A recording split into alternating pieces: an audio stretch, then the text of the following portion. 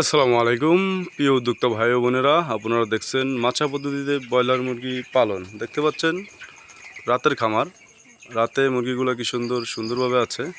এটা হচ্ছে মাছা পদ্ধতিতে করা। এখানে কোনো ভুসি বা লিটারের কোনো ব্যবস্থা নেই।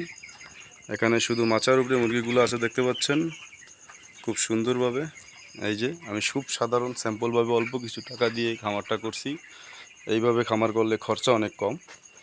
এখানে দেখেন আমি কি সুন্দর নিচে একটা নেট দিছি শুধু, আর চারোধারে ওই যে বেড়া দেওয়ার মতন জালের যে নেটগুলো আছে ওগুলো দিছি সুতার। দেখতে পাচ্ছেন মুরগিগুলো খুব সুন্দর আছে।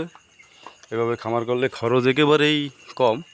আর ময়লাগুলো দেখতে পাচ্ছেন নিচে পড়ে আছে।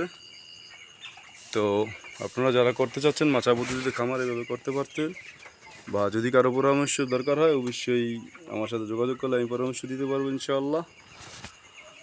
তো ভালো থাকবেন, সুস্থ থাকবেন। আসসালামু আলাইকুম রহমতুল্লাহি ওয়া বারাকাতুহু। আর চ্যানেলটা অবশ্যই সাবস্ক্রাইব করে রাখবেন।